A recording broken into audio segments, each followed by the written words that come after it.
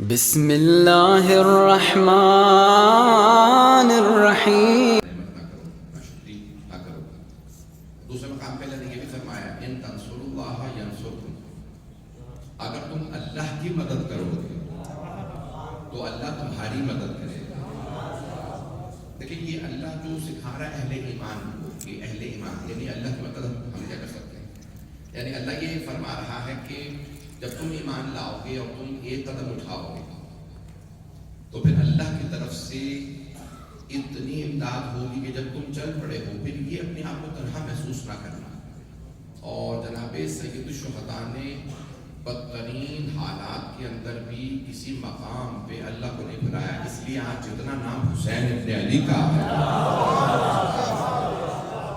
اتنا کسی کا نام نہیں ہے۔ جو اللہ نے 14 کو مقام رحمت دی ہے وہ کسی کو نہیں دی ہے۔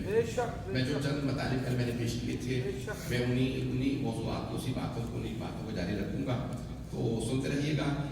بہت سے شبہات کے جوابات دینا بعض کا ذمہ داری اور مسئولیت ہو جاتی ہے، انسان جو ہے وہ جواب دہ ہوتا ہے اللہ کی بارگاہ میں، تو اس لیے بہت سے شبہات جو اعتراضات اٹھتے ہیں تشیع کو اس کا جواب دینا میں اپنا فریضہ سمجھتا ہوں۔ تو اللہ کے بعض اوقات جو ہے وہ دشمنوں کی طرف سے اعتراضات آتے ہیں، بعض اوقات داخلی طور پہ بھی کچھ لوگ اعتراضات کر دیتے ہیں۔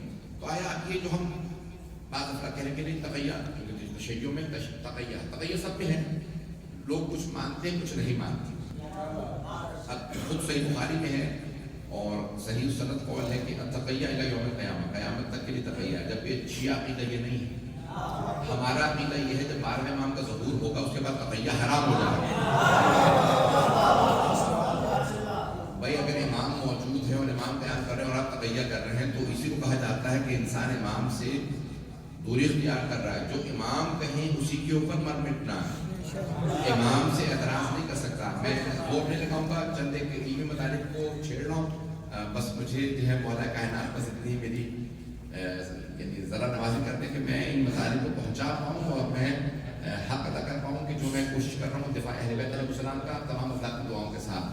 تو تقیہ ہمارے یہاں ہے، لیکن کبھی ایسا نہیں ہوتا کہ انبیاء علیہ السلام یا ائمہ علیہ السلام تقیہ اس لیے کریں کہ اصل دین پہ سمجھوتا ہو جائے۔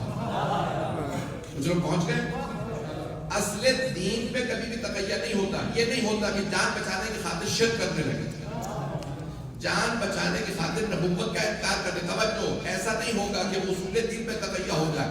امام نبی آئے ہیں اپنی نبوت منوانے کے لیے، وہ یہ نہیں کر سکتے کہ اکیلے ہیں جان بچانے کے لیے کہیں نبوت کا انکار کر دیں، توجہ رہے میرے ساتھ۔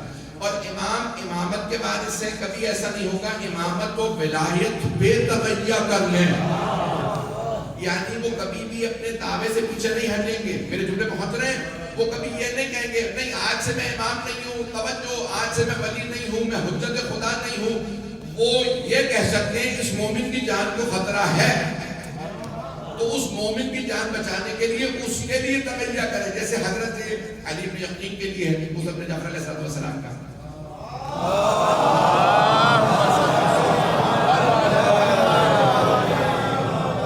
یہ مضمون پڑھوں گا تو سنیں گے حضرت، جب ان کو امام نے خط لکھا، وہ حضرت علی بن یقین وزیر تھے ہارون کے، وہ تقیہ میں تھے، توجہ۔ اب وہ تقیہ میں ہے اور انہوں نے امام سے اجازت مانگی کہ میں وزیر بن سکتا ہوں، امام نے کہا ہاں، لیکن یاد رکھنا جو اصول ہے کہ ہمارے والوں کا خیال رکھو گے، اس کی خدمت کے لیے وزیر نہیں بن رہے، اپنوں کا خیال رکھنے کے لیے عہدہ لے رہے ہیں، کبھی بھی سارا مجمع نہیں ہے۔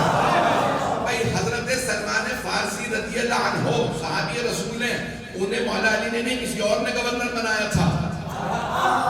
مولا کی خدمت میں فوراً حاضر ہوئے، مدینے میں کہا کہ مولا مجھے گورنر بنانے کے لیے کہا گیا، بنائیں کا مولا نے کہا سلمان فوراً قبول کر لیجئے۔ کہا یا علی آپ کو چھوڑ کے نہیں، کہا ہاں وہاں جائیے جا کے میری ولایت کا دفاع کیجئے، میری ولایت کو امامت کا پرچار دیجئے، وہاں پہ جا کے پہنچائیے۔ حضرت گرامی امام معصوم کی اجازت کے بغیر نہیں ہو سکتا، جہاں پہ وہ عزت دے۔ آج بھی اگر کوئی عہدہ لے گا تو اپنی جیبیں پر کرنے کے لیے نہیں، میں پاکستان کے حالات پہ نہیں بول رہا ہوں، میں کلی بات کر رہا ہوں۔ حضرت گرامی اگر کوئی بھی کسی عہدے پہ آ جاتا ہے تو وہ اپنی ذات کو مد نظر نہیں رکھے گا، بلکہ قوم کی ضروریات کو مد نظر رکھ کے عہدہ لے گا۔ کوئی وزارت اگر قبول کرے گا تو اس لیے نہیں کہ مجھے عہدہ مل جائے، میں اپنا بینک بیلنس بنا لوں، میں اپنا کوٹھی گھر بنا لوں. عزیزان گرامی جب کوئی عہدہ لے گا، وزارت لے گا، تو وہ قوم کی ضرورت کو دیکھتے ہوئے وہ عہدہ قبول کرے گا. میں ابھی سب باتیں کہہ رہا ہوں، میں پڑھ کے جاؤں گا. اب آپ کو کسی کو پسند آئے نہ آئے، میں اپنا مضمون مکمل کروں گا. عزیزان گرامی اب یہ جو جملے حاضر کا ابن یقین مولانا نے خط لکھا. ابن یقین جو ہمارے اجداد کا طریقہ ہے وضو کا، کوہنی سے لے کے اور پوروں تک اپنے ہاتھوں کو دھونا، اس طرح سے وضو نہ کیجیے گا. آئندہ آپ نے جو وضو کرنا ہے وہ وضو الٹا کرنا ہے. ہمارے اجداد کے بتائے ہوئے طریقے کے انہوں نے وضو کا شروع کر دیا. کیوں؟ کیونکہ وہ امام کی بہت پہچانتے ہیں. جب امام کا حکم ہے، میں نے سوال نہیں کیا، مہین پہ نہیں گزرا تھا، ایک مرتبہ دوبارہ امام کا خط پہنچا کہا، اے اہل ابن یقین، جو میرے اور میرے اجداد کا طریقہ ہے وضو اسی انداز سے بجا لائیے. کچھ لوگ پہنچ گئے. ایک مرتبہ انہوں نے دوبارہ وضو سیدھا کیا. اسی سال جب عمرے پہ آئے یا حج پہ آئے، امام کی خدمت میں پہنچے، مولانا نے مسکرا کے دیکھا، جیسے سلام کیا انہوں نے. مولانا نے کہا کہ اے علی ابن یقین، کیا آپ کو ہمارے 2 خط ملے تھے؟ کہا ہاں مولانا. کہا دونوں میں تضاد تھا؟ کہا ہاں مولانا. کہا آپ کو شک نہیں ہوا؟ کہا نہیں مولانا. کہا دونوں میں الگ الگ حکم تھا میرا؟ کہا نہیں مولانا مجھے آپ پہ شک نہیں ہوا. کہا کیوں شک نہیں ہوا؟ اب مولانا تعارف کروا رہے ہیں علی ابن یقین کا جو بغداد سے آیا ہے مدینے والوں کو. کہ اے علی ابن یقین، آپ کو شک کیوں نہیں ہوا جب میں نے متضاد حکم دیا؟ کہا مولا مجھے یہ یقین کا حکم آپ کا ہے، اس میں کوئی نہ کوئی مصلحت ضرور ہوگی. کہ اے ابن یقین، کیا آپ کو پتا مصلحت کیا تھی؟ کہ نہیں مولا یہ نہیں میں جانتا مصلحت کیا تھی، لیکن یہ یقین ہے کہ آپ نے لکھا تو مصلحت ہوگی. کہ اے علی ابن یقین، آپ کی مخبری ہو گئی تھی ہارون کے پاس، اور ہارون نے آپ کو اپنے محل میں بلا دیا تھا. کہ مولا ایسا ہی ہے. ہارون نے کہا کہ میرے محل میں رہے. کچھ لوگوں نے کہا علی ابن یقین موسیٰ کاظم کا شیعہ ہے. ہارون نے کہا کہ ٹھیک ہے دیکھ لیتے ہیں کہ شیعہ ہے تو میرا وزیر ہے، میں پھانسی بھی دے دوں گا، اسے قتل کروا دوں گا. کہ میرے محل میں آ جاؤ. چھپ چھپ کے وضو دیکھتا تھا. کہ وضو سے پتہ چل جائے گا ہمارا والا وضو ہے یا اہل بیت علیہ السلام کے طریقے سے وضو بچا لاتا ہے ابن یقین. کہ اس نے آپ کے وضو کو دیکھنا تھا، اسی لیے میں نے کہا تھا ہمارے طریقے سے وضو نہ کیجیے گا تاکہ آپ کی جان بچ جائے. جیسے ہی ہارون نے آپ کو اپنے دربار سے نکالا، گھر واپس بھیجا، میں نے دوسرا خط اس سے پہلے لکھ دیا تھا کہ جب تک آپ کو خط ملے آپ گھر پہنچے دوبارہ میرے اجداد کے طریقے پہ وضو کیجیے گا. پہنچے یا نہیں پہنچے؟ عزیزان گرامی کبھی ممکن ہی نہیں ہے کہ رسول خدا سارے انبیاء علیہ السلام، جملوں کو میں اس میں دعا دوں گا اگر آپ کو کسی کو بھی پسند آ گیا جملہ، میری بڑی اس میں محنت ہے، میں کوشش کر رہا ہوں کہ جملہ پہنچا سکوں. انبیاء علیہ السلام درباروں میں گئے، جناب موسیٰ بہت سے انبیاء تو گناہوں کو روکتے رہے، بہت سے انبیاء بادشاہوں کے مقابلے میں آئے، حکمرانوں کے، نمرود کے مقابلے میں، توجہ فرعون کے مقابلے میں، بڑے بڑے بادشاہوں کے مقابلے میں شداد. اللہ نے انبیاء کو بھیجا. کوئی نبی بھی بادشاہ کی اس ظلم اور بربریت کو دیکھنے کے بعد تقیہ میں نہیں گیا یا انہوں نے کبھی بیعت نہیں کی. جب انبیاء علیہ السلام نے اتنا ظلم دیکھ کے بیعت نہیں کی، وہ 14 جو انبیاء کا بھی فخر ہے،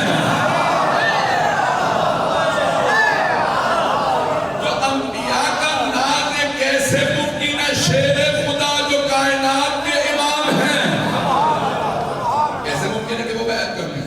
حضرت گرامی امام حسن مصطفیٰ کے کہتے کہ نہیں، یہ جو صلح کی تھی یہ بیعت تھی.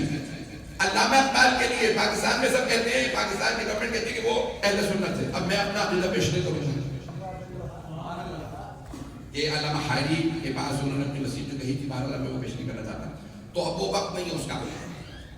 ڈاکٹر محمد اقبال پاکستان کے اندر حنفی فقہ کے ماننے والے سنی مسلمان تھے. انہوں نے اپنی نظم میں لکھا ہے امام حسن مصطفیٰ کی صلح سے متعلق، پشت حاضر بر سرے تھا جو نہیں. علامہ اقبال کہتے ہیں تاج اور سلطنت کو حسن مصطفیٰ نے پاؤں سے ٹھوکر مار دی. اقبال کہہ رہے ہیں پاؤں سے ٹھوکر مار دی سلطنت کو. یہ سنا نہیں تھی سلطنت کو حسن مصطفیٰ کی ٹھوکر تھی. بے شک کیا کہنا. لیکن آپ نے علیہ السلام کے لیے خبردار کہ کبھی کوئی غلط عقیدہ آپ کے ذہن میں بیٹھ جائے اور کوئی اللہ نہ کرے کہ ممبر سے کہہ دے، حضرت گرامی خبردار، ہم ائمہ علیہ السلام کی یہ بیعت کے قائم نہیں. پہلے امام سے لے کے 11ویں امام تک کسی نے، یہ نہیں کہ صرف 12ویں امام نے بیعت نہیں، کسی امام نے بیعت نہیں کی ہے. عزیزان گرامی یہ شیعہ عقیدہ ہے، یہ ہمارے یہاں عصمت کا، ولایت اور امامت کا معاملہ، ہم اس پہ سمجھوتا نہیں کر سکتے، چاہے کوئی بھی کہے جس بھی حالت میں کہے ائمہ نے بیعت نہیں کی ہے۔ میں بہت زیادہ کھل کے پڑھ رہا ہوں، میں آج جانتا ہوں کہ میں بہت سخت الفاظ استعمال کر رہا ہوں، لیکن میں یہ پورا مضمون پڑھوں گا۔ یہ ممکن ہی نہیں ہے کہ ائمہ تقیہ میں بیعت کر لیں، جب جناب ابراہیم نے تقیہ میں نمرود کے سامنے بیعت نہیں کی۔ اب آئیے ذرا، اگر ظاہری بیعت کی ہو، ظاہری کہا جاتا ہے کہ ظاہری طور پہ ہم نے تسلیم کر لیا، اگر ظاہری طور پہ بھی چوتھے امام نے مانا ہوتا، علیہ جملے سن لیجیے گا، اگر ظاہری طور پہ بھی امام سجاد علیہ السلام نے مان لیا ہوتا، اپنے زمانے کے حاکموں کو، مروان کو مان لیا ہوتا، جلد نام لے رہا ہوں، اگر مروان کو مان لیا ہوتا تو امام نماز پڑھتے اس کے پیچھے، نماز میں نہ جانا بتا رہا ہے، امام نے ظاہری طور پہ بھی نہیں مانا، ابھی بھی آپ نہیں ہے۔ حضرات گرامی، یہ جو آج نماز جمعہ کے خلاف بہت سے حدیث پیش کرتے ہیں کہ چوتھے امام نے کہا جو نماز جمعہ پڑھے پڑھائے دونوں پہ لانا، کبھی آپ نے پوری حدیث سنی ہے؟